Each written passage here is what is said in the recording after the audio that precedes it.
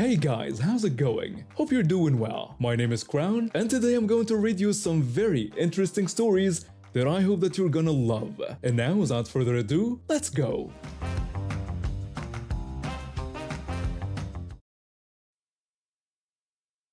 For context, I'm a 16-year-old girl who lives with my parents in what used to be a quiet neighborhood. My mom works as a real estate agent and often has clients coming over to sign papers or discuss properties, so I'm somewhat used to strangers being in our house, but always with prior notice.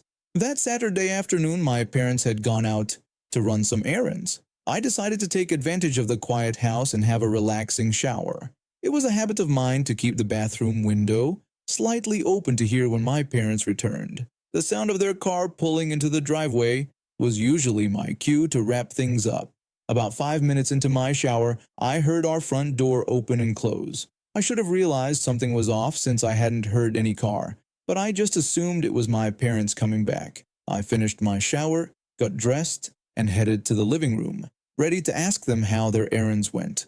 What I found instead made my blood run cold. There, sitting on our couch like she owned the place, was a middle-aged woman I had never seen before. She was casually drinking from my older sister's special juice bottle, the one she kept in the fridge for when she visited from college. The stranger had actually gone through our refrigerator. I froze for a moment, trying to process what I was seeing. The woman wasn't particularly threatening looking, but finding a stranger in your house when you thought you were alone is terrifying regardless. I tried to casually walk toward the dining table where my phone was, but she stood up and blocked my path. That's when the most surreal conversation of my life began. She started by telling me that I looked just like my mother. I quickly responded that I looked nothing like her. Undeterred, she then claimed I had my brother's eyes, to which I had to point out that I didn't even have a brother. She switched tactics and declared that I must be my father's daughter then. Testing her, I lied and said she would know better than me since I hadn't seen him in 5 years.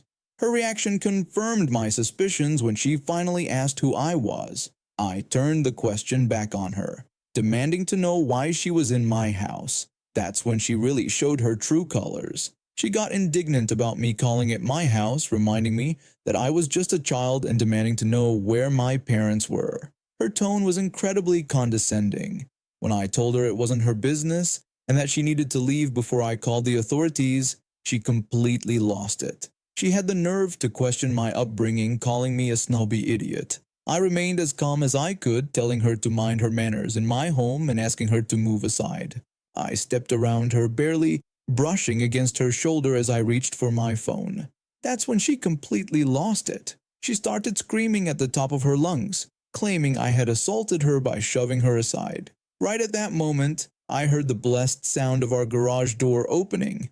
I ran to my dad as soon as he came in, practically tripping over my words as I explained about the woman who had somehow gotten into our house while I was showering. Within 20 minutes, police cars were parked outside our house. My dad had told the woman to stay put if she didn't want him to press charges, and surprisingly, she did.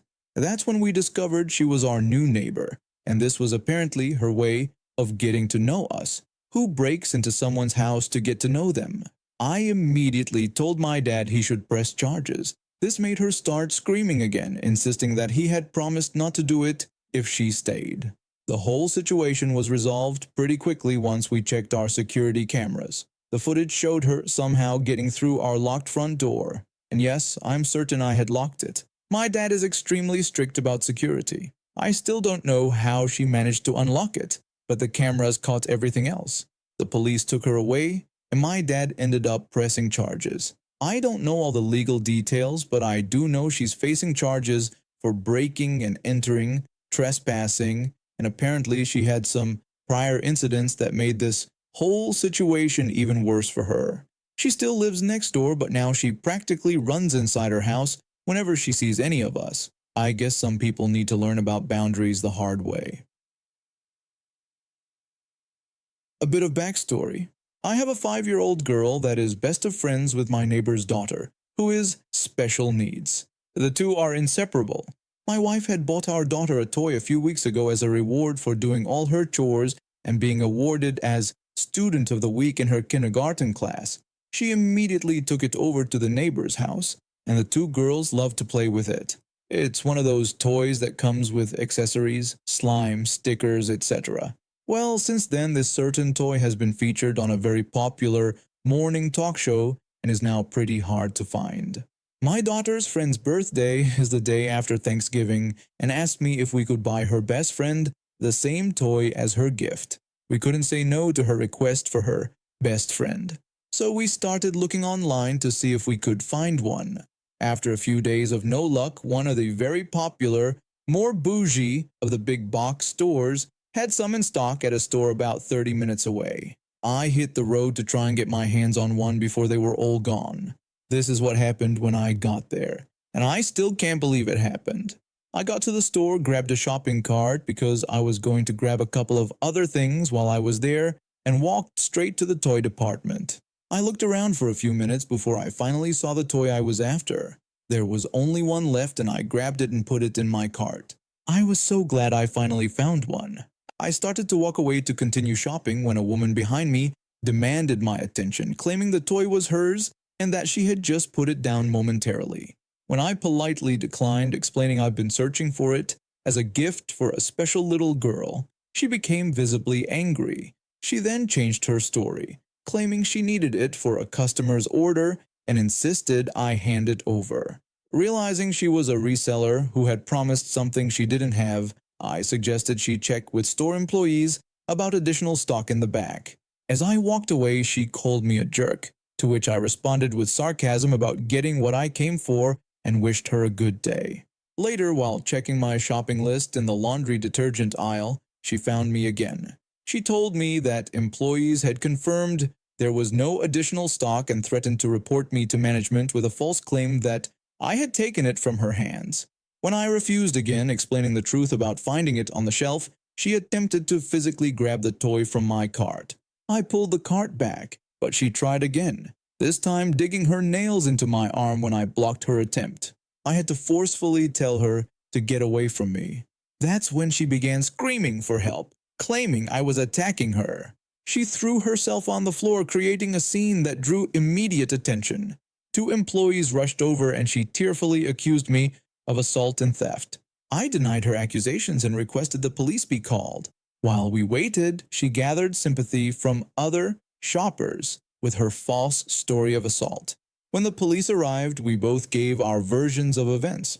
While reviewing security footage, one officer gave her a chance to revise her story, which she refused to do, continuing to demand my arrest. When the officer offered me the opportunity to press charges for assault, she became frantic. The second officer then discovered her outstanding felony warrant and arrested her for both that and the assault charge. The manager apologized for the incident and gave me a $50 gift card. The officer documented my injuries for evidence, provided me with a report copy for court, and sent me on my way. All this over a toy and self-entitlement. I am a teen. I witnessed all of this and was caught up in it. I'm 17. Also, I am aware my mother is a Karen. This whole post is Karen versus Karen. For some idea of what the area we live in looks like, it's open fields, a little pond, and woods. Not a super tight area though. So this most recent event happened less than a few minutes ago and is what made me decide to post here. Players so far are me, my mother, two friendly neighbors, Ms. A and B, and of course Karen. So everything, I suppose, kicked off 2 years ago when we moved to an RV park after a male Karen of a landlord evicted my family in January of 2021.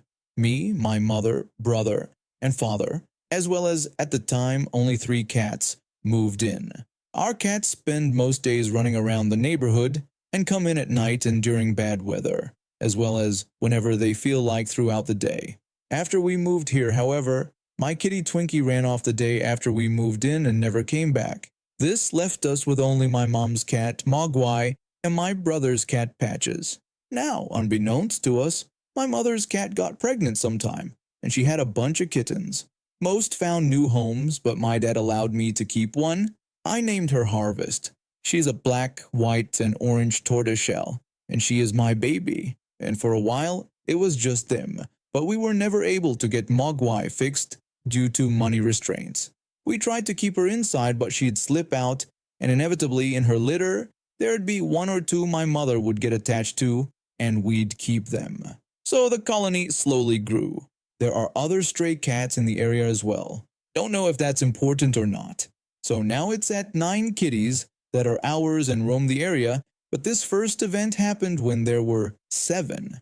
Karen approached my father about our cats walking on and scratching her car, insisting we needed to keep them inside. When my father suggested building an outdoor pen, Karen declined, saying she would just use a tarp instead. That was the end of that conversation, and we heard nothing else for about a year. And last month, on August 30th, we lost my father. This news quickly spread around the neighborhood, with everyone expressing their support if we needed anything. And then, just 2 days ago, on September 21st, a park worker told my mother that we needed to reduce our cats to just 2, and those would need to stay inside due to multiple complaints. This was surprising since all our neighbors except Karen had expressed fondness for the cats and even enjoyed giving them treats and attention. Today, while heading to speak with Ms. A and B about the situation while holding harvest, Karen pulled up in her car and began berating me about our cats. She complained about them being outside and using the bathroom outdoors. I should add, Karen has a dog. Karen's dog goes to pee and poop outside. Karen does not pick it up. Ms. A and B have dogs too. This neighborhood has a small forest near it. Deer are common around here. The deer go outside too. After Karen's outburst and her driving away, I continued to Ms. A and B's place. Ms. A welcomed me inside, offered me comfort and support, and invited me to go fishing sometime. She assured me she was available if I needed to talk. While walking her dog with me, we saw Ms. B, and Ms. A said she would fill her in on the situation. I then went home to tell my mother about Karen's behavior. My mother, angered by this, went to confront Karen. With Ms. A and B watching, my mother confronted Karen about yelling at a disabled minor who had recently lost their father. Karen responded defensively, denying she had yelled and arguing that our cats were problematic. She claimed she was acting in the community's best interest and accused us of being ungrateful before ultimately slamming her door in my mother's face. Ms. B later came to speak with my mother, expressing her opinion that Karen should be the one to leave the park, not the cats. After this, my mother tried to get some sleep before her 7 p.m. to 7 a.m. shift at the assisted living facility. When I was typing this account, the police arrived. Karen had filed a false report claiming my mother had threatened to kill her and forced her way inside, also claiming my mother had told her never to speak to me again. After my mother and I explained the real situation and mentioned Ms. A and B as witnesses, the police advised us to avoid Karen. When my mother inquired about pressing charges for the false report, they explained she couldn't yet but could if it happened again, and today's events would be documented. We then filed a complaint about Karen's habit of not cleaning up after her dog. This situation is still ongoing, and I'll provide updates about any consequences Karen might face. I'm a project engineer at a power supply company in the UK, or at least I was about 6 years ago when this all went down. My job involved coordinating major infrastructure projects, which meant traveling all over the country with my team. We were a tight-knit group of 4 project engineers, and we spent more time on the road than in our offices. On average, we'd clock about 800 miles per week in our company cars. These weren't fancy vehicles by any means. We'd carefully chosen them to stay under the £300 monthly allowance so that the remaining budget would cover our tax obligations. One day, our department manager called us in for a meeting. Apparently, some bean counter in finance had looked at just 1/4 of our travel data and decided we weren't meeting the minimum mileage requirement for company cars. Just like that, they told us we had to return our fleet vehicles when the leases ended. The department manager explained that based on the finance department's review, we needed to return our company cars at the end of their lease terms. I asked if this was based on our annual mileage, to which he replied that the review only covered the last quarter. My colleague pointed out how that made no sense, since our mileage varies significantly throughout the year. The department manager simply dismissed our concerns, stating that the decision was final and suggesting we use our personal vehicles and claim mileage instead. Little did they know, we project engineers have a particular set of skills when it comes to following rules, exactly as they're written. We immediately dove into the company policies and found some interesting details they hadn't considered. First, there was nothing stopping us from returning our cars immediately, even though the company would still be responsible for the leases. So we all arranged for personal vehicles and handed in our keys at the next team meeting.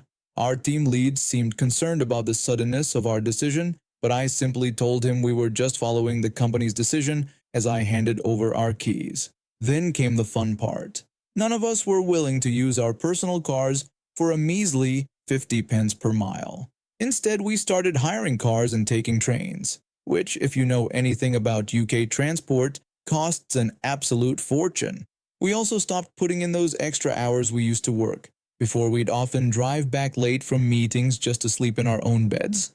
Now, we worked exactly 7.5 hours, then checked into hotels, making sure to claim our full £25 food and drink allowance for dinner. The next day, work from home as per policy since we'd been away. About 8 weeks later, we got called into another meeting. Our line manager and department manager looked like they'd seen ghosts. The department manager started by bringing up our expenses, pointing out that they were more than the previous 12 months combined. Our line manager defended us, confirming that everything was within policy guidelines. Getting desperate, the department manager offered to give us back the company cars if we'd return our expenses to previous levels.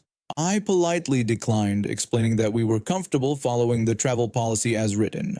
My colleague backed me up, adding that we'd found this new arrangement worked quite well for us. The department manager, clearly frustrated, complained about the astronomical costs. I simply responded by asking if they'd prefer we deviate from company policy. They'd tried to save money by taking away our cars, only to end up spending several times more on travel expenses. They couldn't do anything about it because we were following every single rule in their precious policy handbook. They eventually had to create a new policy specifically for project engineers, complete with new company cars and clearer mileage requirements that took into account the seasonal nature of our work. But they never again tried to make snap decisions about our travel arrangements based on incomplete data. And now we have reached the end of today's stories. Thank you for watching, and see you next time.